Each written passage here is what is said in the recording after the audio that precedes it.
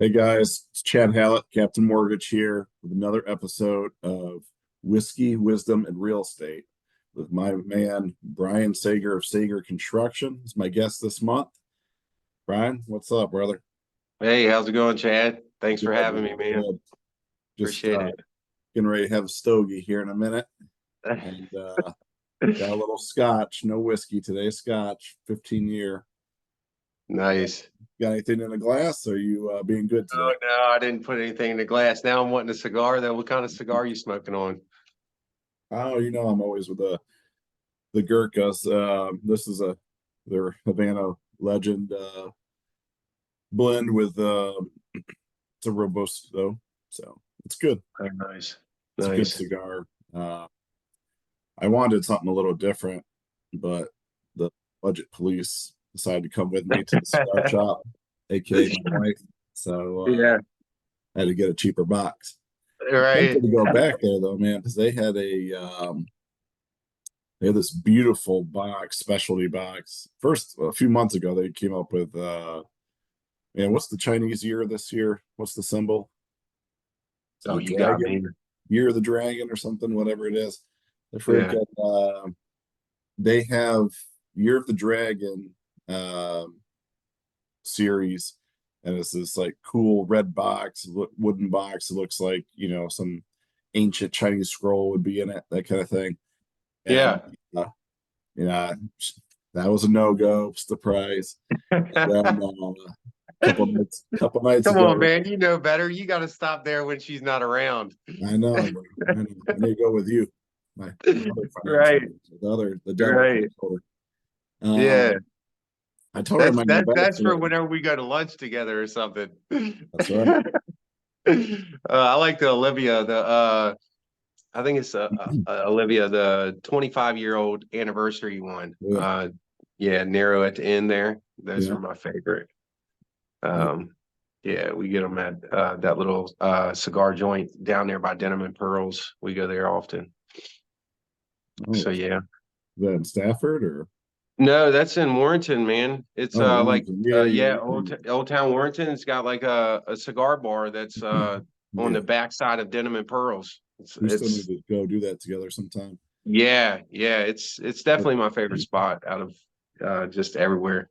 but Downtown Fredericksburg around this area and that stuff. new So box I told you about though, the freaking this one I saw 2 nights ago. This is like a beaut, and it's each cigar is individually wrapped in like this gold foil tube, and oh wow. just like super fancy Wow. glass top. It's just Yeah. I'm scared to ask how much it was. I could probably see the police coming in there and shutting yeah. it down Well, for I a didn't think it reason. was bad considering how nice it was. It was like I think it was like 285 or something like that, 295. Oh yeah, that's not bad. Yeah, I mean sometimes I get a box that costs 200. So Right. Yeah. cigars are not a cheap hobby. So, No, no, but they're not. I don't smoke cigarettes and I don't, do other habits that Yeah. are expensive, video games and stuff. So whatever. Right. But Probably yeah, cheaper. yeah, absolutely cheaper. Well, let's get into this. For those listening, Brian is a builder and a construction expert out of Stafford, Virginia. He services all the counties surrounding that area. And I wanted to bring him on because I usually have realtors on here, but I'd like to get some perspective from a different person in the industry. And me and him have been working together a lot lately, and I just want to have him on here. So tell me a little bit about yourself, Brian. Well, I grew up in the Stafford area, born in Mary Washington Hospital, back to the old one. Yeah, Born and raised in this whole area. Been away for a couple months here and there, and always found my way back. sure. Um, just grew up here. Went to the schools. Went to Rock Hill Elementary, A.G. Wright, H.H. Poole, North Stafford, and then got into construction straight out of school. So Cool. um, yeah, tried to get away, couldn't. Always led me back to here, and here I am. So I just kind of came to terms with it, Yeah, there's and nothing wrong with that. nah, I'm nah. I'm I mean, envious. I genuinely, it's a decent place. I mean, it's not bad. definitely doing what I do. It's a good place, good area to be in, you know, Sure. Yeah.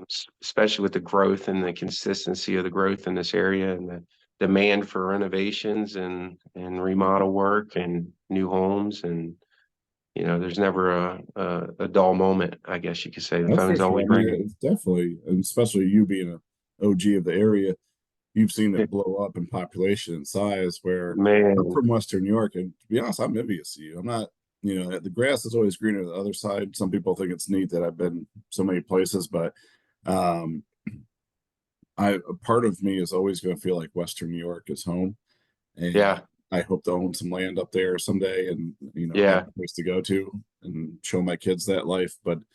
Um, but there's just no jobs, there's no economy, it just is terrible. It hasn't changed in 40 years. yeah, The '08 crisis didn't really touch them there because there's nothing to lose. So right.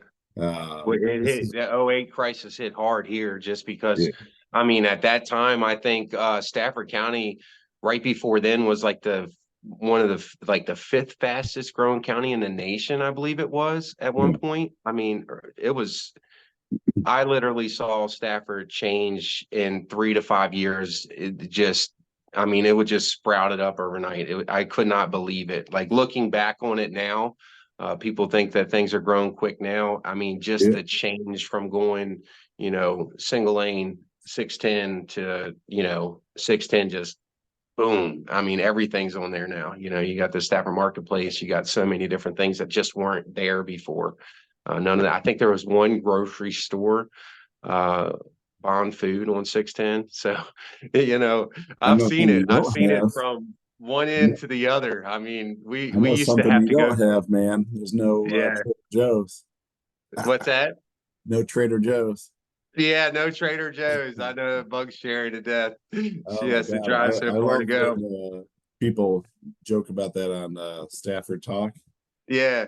Oh, That's Teddy messing with her emotions. oh yeah. Oh yeah. Yeah, that's funny. Uh Yeah.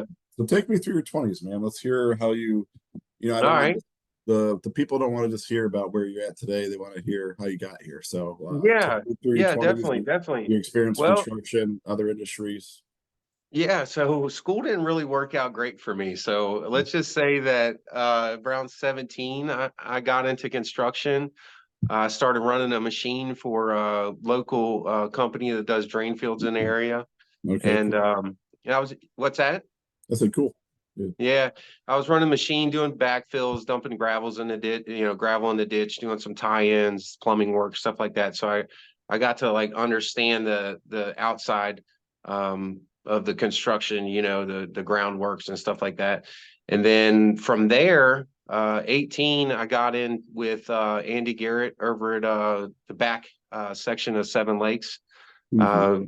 Larger scale homes, 5,000, 10,000 square foot. I don't even think they have a 5,000 square foot house in there. Honestly, they're bigger and more custom. I was a laborer, started cleaning up trash, and just working my way up, trying to understand, the whole how the house goes together, just everything about it, just made sure that, what I did, I just took notes, I paid attention, I, went through and just watched, as I was around a lot of, top-notch professionals, that just went through there and was doing, they were doing a lot of the custom work in Stafford County at that time, and just took it from there. And then when Andy Garrett sold out to he sold out to K. Nanian and Washington Homes. He sold the back section, and then he sold some more land over there by Stern Store. And I went with them and kind of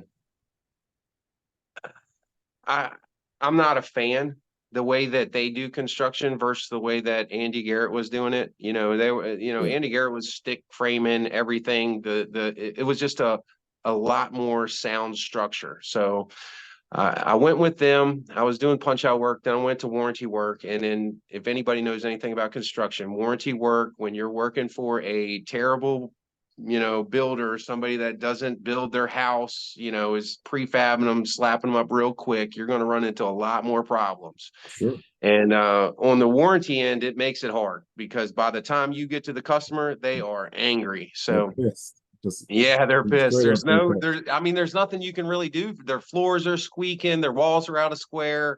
It's miserable. So at that point, I just, I was looking around at everybody and I was like, you know what?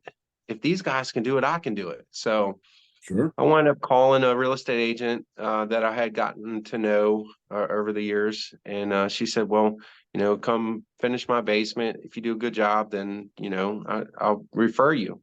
So that's what I did. We knocked her basement out really quick, couple weeks. I mean, turnkey. I had some subs that were with Andy and didn't go with Washington Homes, didn't want to do business with them. And, I had them at my disposal so I could use them. So we blew up kind of quick. Early 20s, blew up. Everything started going good. Had, I think 10 in-house guys or something, and then a bunch of sub crews. And we were doing additions, renovations, just basically servicing the community as far as like anything that anybody needed. And that I don't think that was the best decision, just spreading yourself thin. But at 07, 08, the economy started going down, and business started slowing down. Overhead was high. Wound up getting out of it. Got out of that.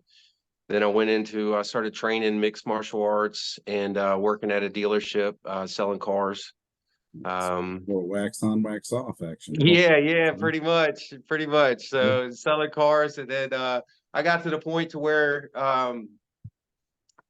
he was it was either keep fighting, keep training, or go full time into the car dealership. I got offered a general manager position to run the dealership. My numbers were great.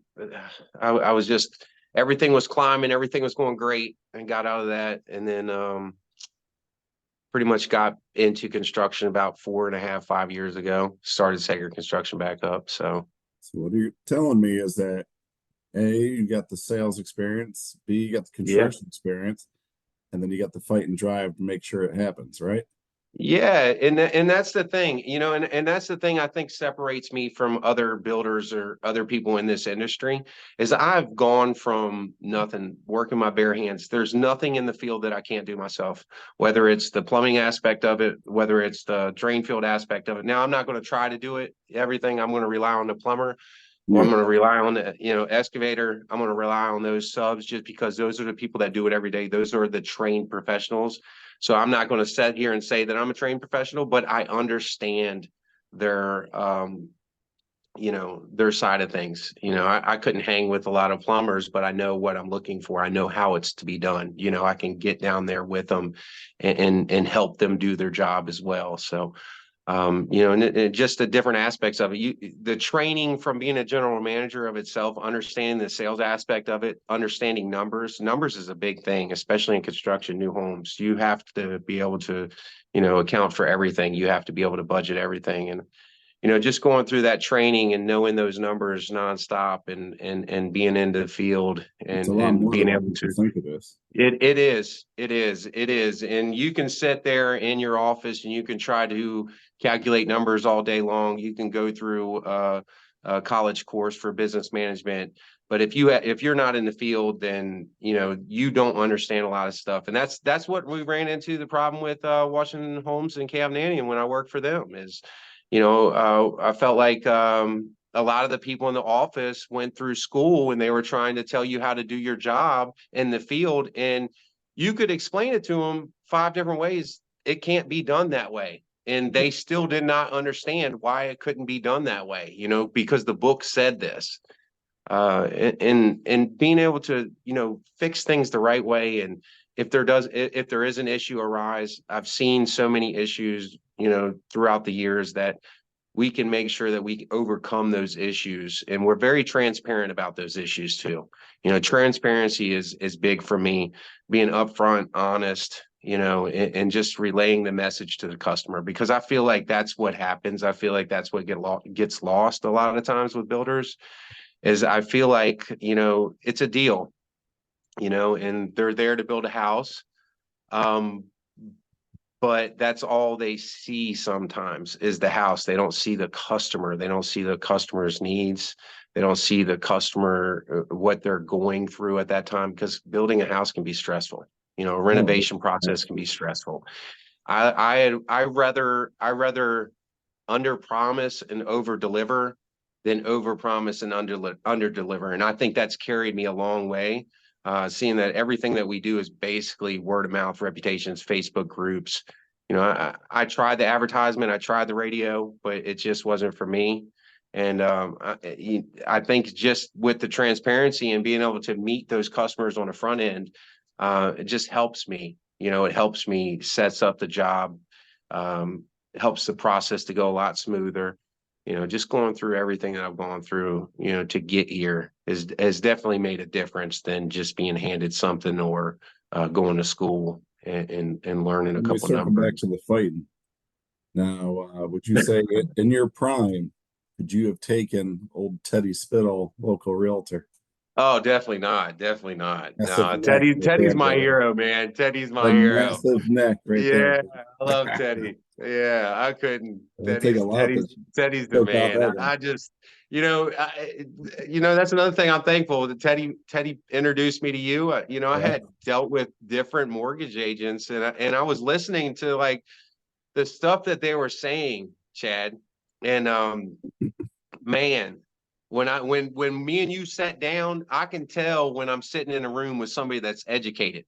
And for you to be able to run through the process all through memory, the professionalism, I mean, that set you apart, but no, I'd never ever Teddy take me. Yeah, No, I'm just messing with you. I know, What, buddy. real quick, what would you say your the project that you've done that you're most proud of? Um, It- Man, Inspired by. you sent that to me, man, and I thought about that, and I thought about that, and I honestly, Chad, I could not come up with one that I'm most proud of, because to Well, me, for this year. yeah, so I'm most proud of all of my projects. I'm Yeah, I'm proud of those 5-star reviews. I'm proud of maintaining a 4.9, which would be 5.0, but I have one of those mystery 3 stars that I've never dealt with that yeah, drops me to a 4.9. But that's the worst. so yeah, that is honestly, that is what I'm most proud of. I'm most proud of being able to maintain that 5-star reputation in this area doing business. You know, we don't get every job. And I don't want every job, because every job's not for me. And Nope. I want to be able to service the people that we come in contact to it with the best way possible. So for me to sit here and say, yeah, I could be proud of one, the way it looks. I could be proud of, how smooth it went. I could be proud, there's several different things when you say that. But for me, honestly, Chad, it's being proud of taking care of back to back to back to back to back people. I pride myself in that. When I go out there, I sell the job, I meet the customer, I shake their hand, I look them in the eyes, I tell them what I'm going to do. I'm able to deliver that job the way that they want Yep. it. And they're happy. At the end of And the let me day, I can return the walk. compliment to you. From the first time I met you, that's always been something I respected because I like doing business with somebody where I can shake hands and look them in the eye and feel comfortable knowing that it's going to happen. If he says he's Yeah, going to do something, he does it. If he says I right. can't do it, then that's it. But he Yeah, looks and in and the it eye and and then it's he delivers. right, and it sucks because I want to be able to help every single person, but I know that I can't. I know that my workload is my workload. I know that what I can take on is what I can take on. Now, I have gotten times to where I'm like, okay, we're right on the edge. This might be a little bit too much, and I've scaled back.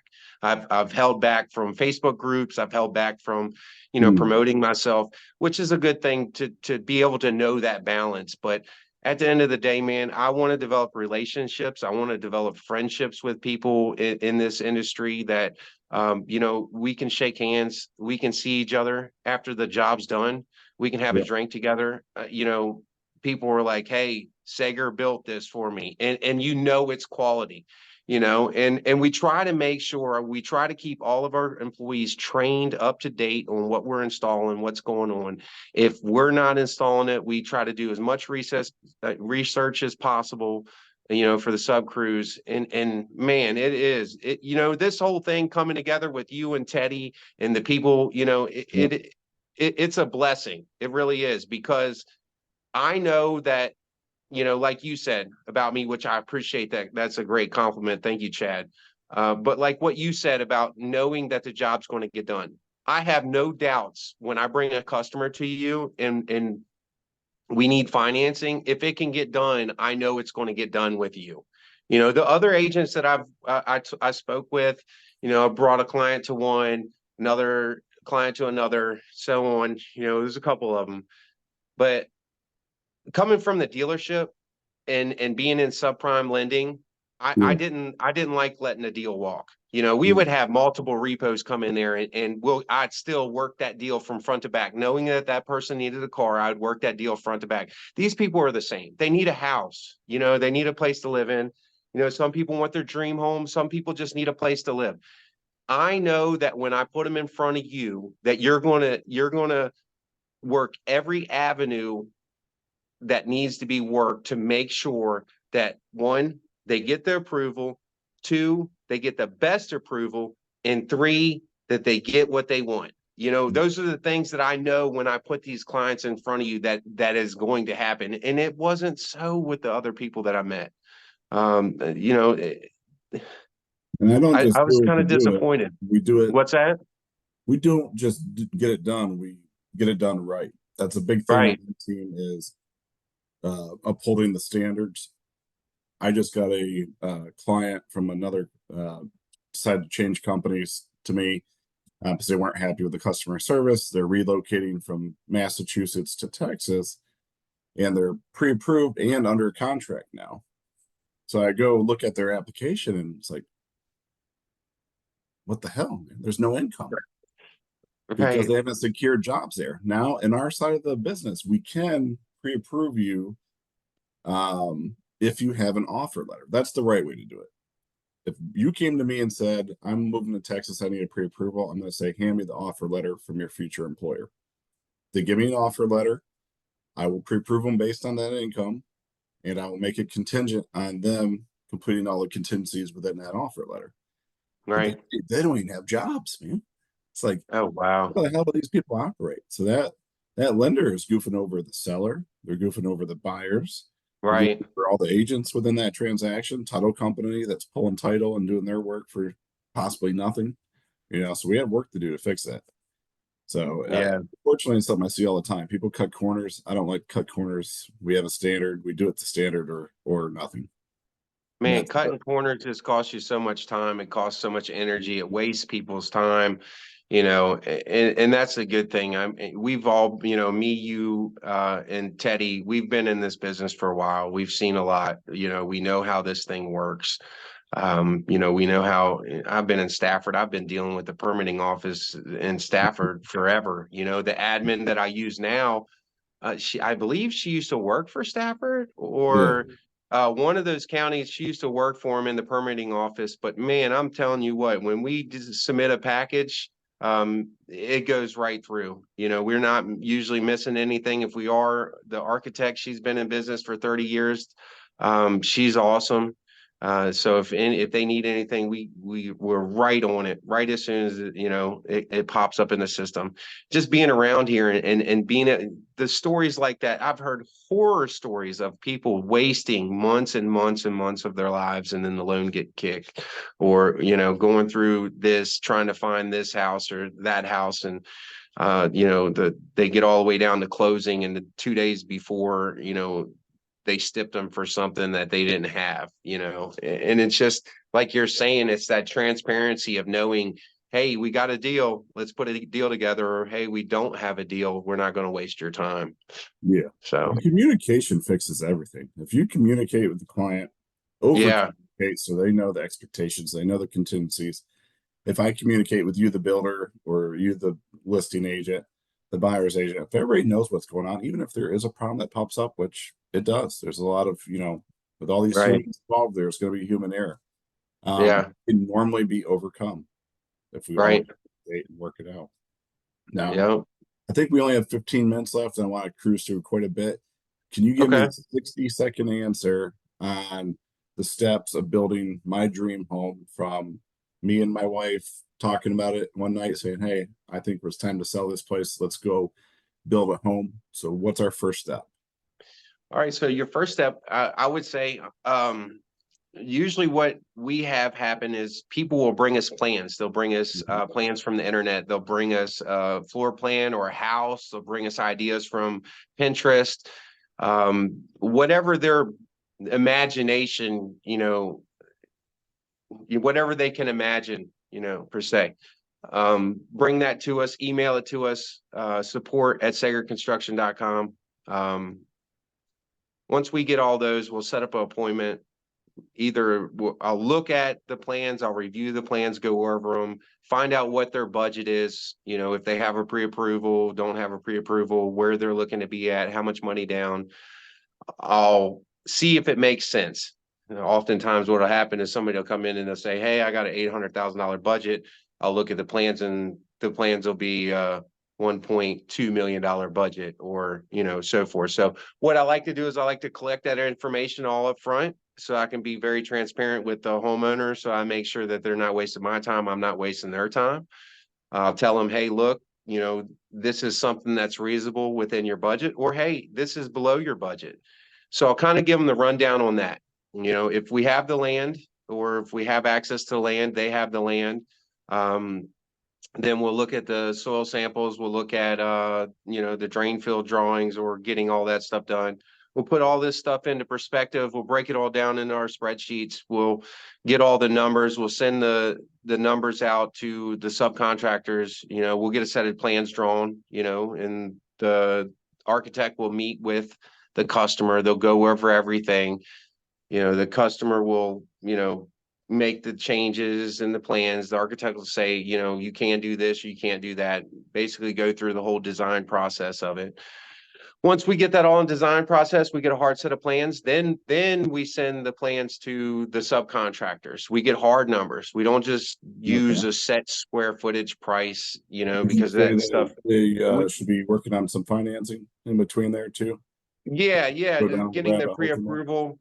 Yeah, as far as that goes, as far as like, if they say they got 800,000, they want to get pre-approved, then we'll send them over the pre-approval. Make sure that they can afford what we're working on. Which Definitely, you that's guys can do both renovation loans and right, construction perm.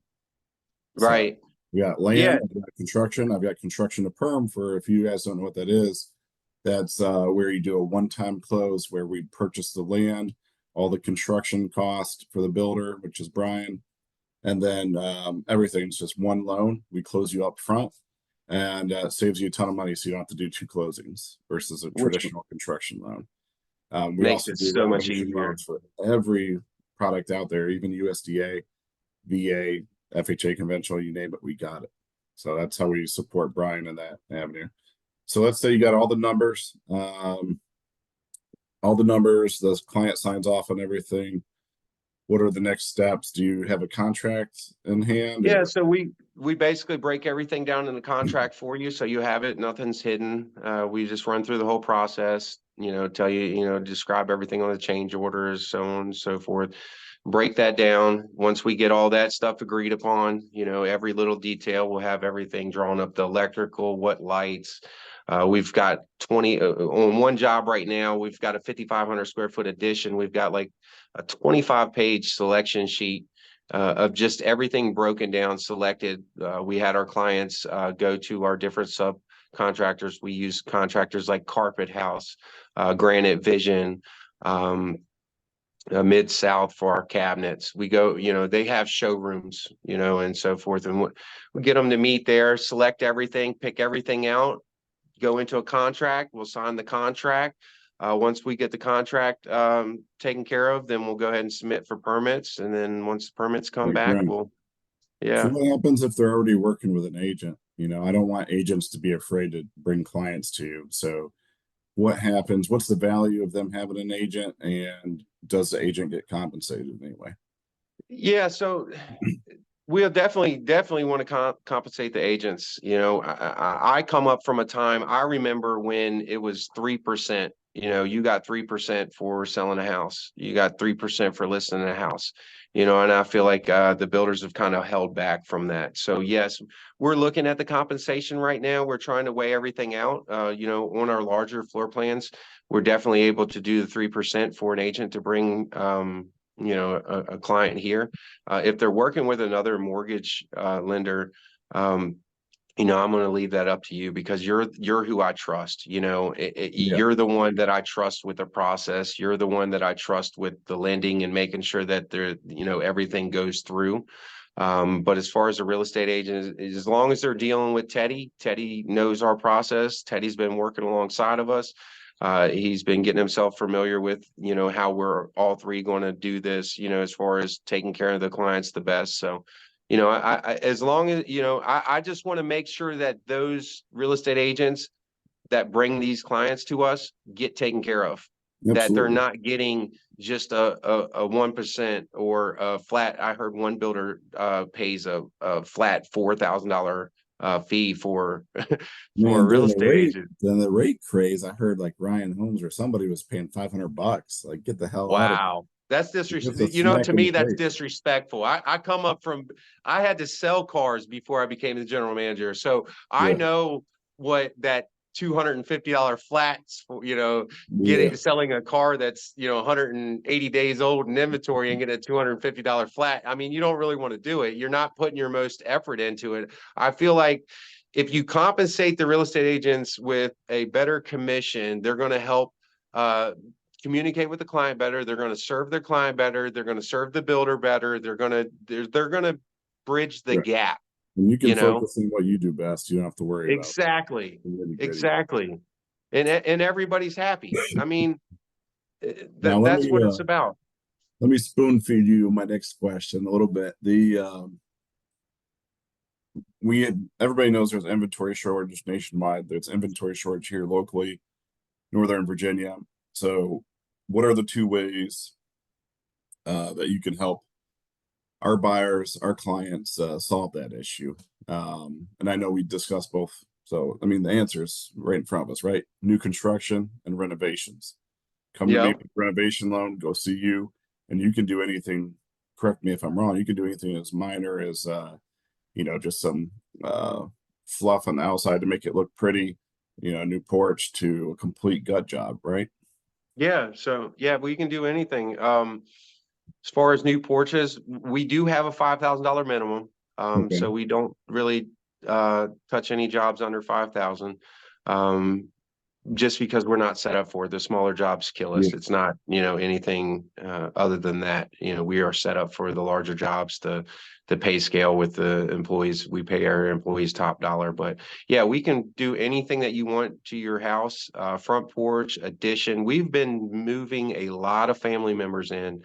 We've been building a lot of detached additions, attached additions, just to compensate for, you know, the mother or the father or both, just because Okay. they're getting up there in age and the cost of living is just so high. So it's just cheaper to move them into your house. But we just like to be able to take care of the community. We like to help as much as possible. And as we've grown, we've made relationships with a lot of top-notch subs. So Yeah. we've been able to take care of a lot of people. And for those of you listening, um, I mean, that renovation thing is a big thing. A lot of people look at houses that are outdated or maybe not the correct square footage they need, whatever the case might be. And it's you're missing out on an opportunity when you partner with the right agent, the right lender, Captain Mortgage, and the right builder, Brian Sager. You can turn that home into your dream home, and that's what these renovation loans do. So if you're pre-approved for 400,000, and you find a little brick rancher from the '80s that's at 300, you have 100K to play with, and you go see Brian, let his team, let his architecture, let the designer come up with and show you the dream, and then we can make that happen. Absolutely. That would, Absolutely. And really, Chad, honestly, if you bring me a set of plans, there is nothing that we can't build. We will build whatever you come up with on plans. So if you want to change your whole house around, if you mhm. want to move walls, load bearing walls, if you want to take out load bearing walls in your house, open up your floor plan. If you want to add bathrooms, if you want to add kitchens. If you want whatever code will allow us to do, we will do it. All right, So man. Last 2 minutes. Tell me two more things. Tell me about the team at Sager. I hear that there's a boss lady that works there. yeah, And then tell me about your passions. I hear you do a little bit of racing when you can get the steering wheel to stay on. So, yeah. So yeah, I'll tell you a little bit about Sharon. Sharon's my better half. So she works in the office. She comes from corporate at Geico. So she worked in the homeowners division, writing a lot of the training there. And since then, she's been with me for about a year now, a little over a year. She's been in the office. She takes care of a lot of selection sheets, organization. She keeps me hmm, organized. that's for sure. Um, so I mean, she's awesome. She's been a blessing. She definitely she's the brains of the operation when it comes to the book smarts in the office. So she takes care of a lot of that, and then she's very good to work with. So we've been very fortunate and we get along great. So It's good. It's a tough. yeah, I've only got literally we have 60 seconds. This is gonna shut off. But the when I drag there's a, racing. there's a cycle when I started working with my wife and went from really good to really bad to being good again. So when you Yeah, get that good mix, that good partnership, it's a blessing, but it takes it work. is. It is. It's completely Yeah, different she's when you work together. So, yeah. So tell us all about right. the racing. We got less than a minute, right? Yeah, I got a 1970 Nova, big block in it with three kits of nitrous on it. So it's almost 2,000 horsepower. Do a So lot you of freed them racing on the down at the weekends. Summer Duck. Huh? So that's how you freed them on the weekends, huh? Yeah. I just got another motor. It's around 3,500 horsepower. So I'm debating on if I'm going to put that in a Nova or not. But yeah, I like to drag race. And the steering wheel ain't coming off no more. I put a pin in it, by the way. Boys with their toys. All right, man. I'm going to end this. Thank you so much for your time. I'll hit you Yep. up after this, but appreciate everything. Guys, if you need anything from the builder side,